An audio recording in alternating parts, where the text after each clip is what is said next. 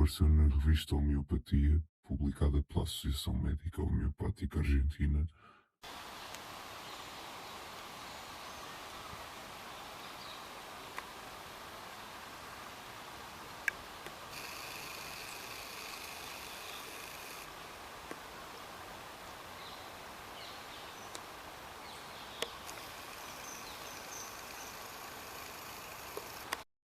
Um coelhinho negro. E 2 dias depois, um branco. E à quarta-noite, um coelhinho cinzento.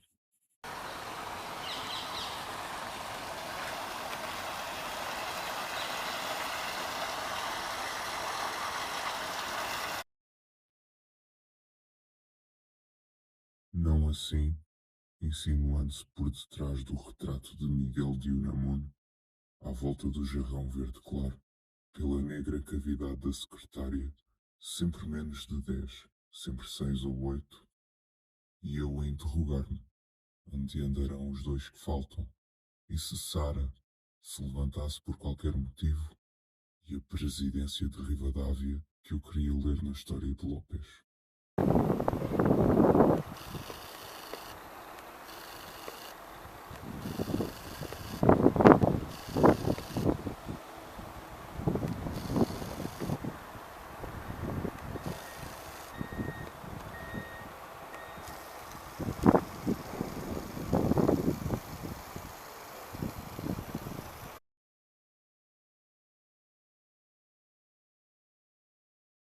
Grave num fato reluzente, velho negro curvado, vem de todos os lados em vivos passos de estafeta. O pavão, trufado na clara bandeja de prata, fumega até o teto arredondado. O triunfal serviço, no aparador escondido, flameja. Toda a sala ao luar de ouro é feita. À mesa maciça ali estão para a festa todos, desde o teu avô ao recém-nascido. De súbito, a alegria rebenta e gorjeia, franca e bela. O filho mais novo é colocado num manto cor de mirabela em cima da toalha da China, onde florescem vários detalhes. Aplaude-se.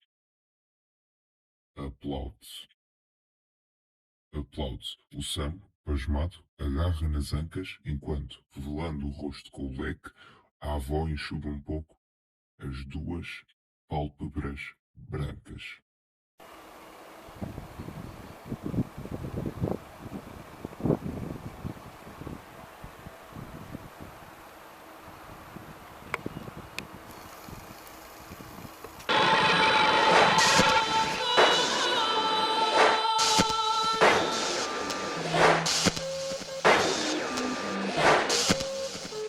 Deus é que tem o poder e Deus em tudo governa.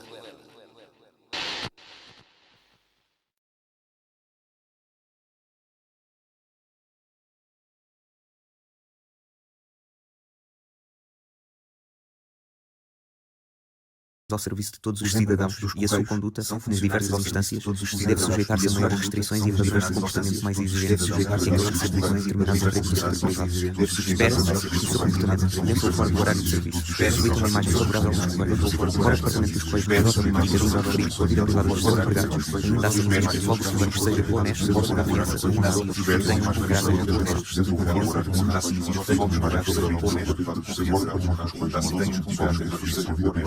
honesto. Ainda assim exige que o caráter seja honesto, de confiança, honrado e que tenha um bom Eu, como pastor, às vezes andava atrás das ovelhas e eu só com a boca, eu sozinho, fazia isto. De bistrot, des gens qui passent, et établir tout le temps de relations qui composent des phrases, de bribes de pensée, de sentiments. Tout ça crée un système de constellation mentale et surtout de constellation sentimentale. Je ne veux pas parler d'état second, mais il est évident que ce fait de se mettre à marcher dans une ville comme Paris, ou Buenos Aires, la nuit, cet état ambulatoire, où à un moment donné on cesse d'appartenir au monde ordinaire, me situe par rapport à la ville et situe la ville par rapport à moi dans une relation que les surréalistes qui déterminent un langage que je ne peux pas exprimer par les mots, par les paroles. C'est à ce moment-là où il y a à Paris, par exemple, des lieux qui ont été toujours privilégiés pour moi. Je pourrais vous citer un, le premier qui me vient dans la mémoire.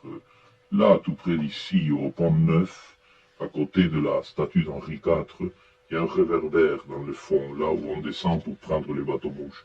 La nuit, à minuit, quand il n'y a personne, ce coin-là, solitaire, c'est absolument pour moi un tableau de Paul Delvaux. Je sais très bien que je ne suis pas le même qui, pendant la journée, mène une vie ordinaire et normale. Je ne veux pas faire du romantisme bon marché, je ne veux pas parler de nuit, cet état ambulatoire, où à un moment donné on cesse d'appartenir au monde ordinaire. Je sais très bien que je ne suis pas le même qui, pendant la journée, mène une vie ordinaire et normale. Je ne veux pas faire du romantisme bon marché. Aimer à appeler privilégié, c'est-à-dire qu'à ce moment-là, il se produit vraiment le passage, le pont, les osmoses, les signes, les découvertes. Chaque fois que je me promenais dans le temps, quand je pouvais me promener à Buenos Aires, et chaque fois que je me promène ici à Paris, seul, surtout la nuit, état second, mais il est évident que ce fait de se mettre à marcher dans une ville comme Paris, nouvelle, marcher dans Paris, et c'est pour ça que je qualifiais Paris de ville mythique. Marcher dans Paris signifie avancer vers moi. Mais c'est impossible de le dire avec des paroles, des mots, ça.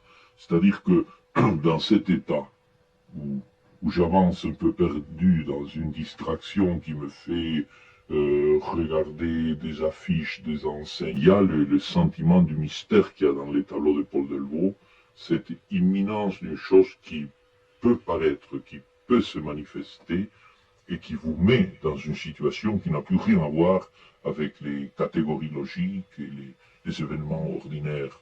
Je pourrais aussi vous parler du métro à Paris. Le métro a été toujours pour moi un lieu de passage, où il me suffit de descendre dans le métro pour entrer dans une catégorie logique tout à fait différente, ou des catégories logiques. Mon sentiment du temps change. D'ailleurs, dans une nouvelle, L'homme à l'affût, il y a un personnage qui découvre que le temps est complètement différent quand on est dans le métro que quand on est en surface. Et il peut même le prouver logiquement. Ça, c'est un sentiment, une expérience. Ou Buenos Aires.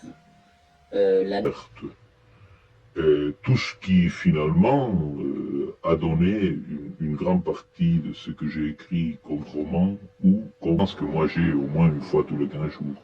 C'est-à-dire brusquement découvrir que dans certains états de distraction dans le métro, on a le sentiment qu'on peut habiter dans un temps qui n'a aucun rapport avec le temps qui existe en surface quand on sortira une fois de plus dans la rue. Et il y a aussi les galeries couvertes, la galerie Vivienne, il y a tous ces endroits de Paris que les gens parlent.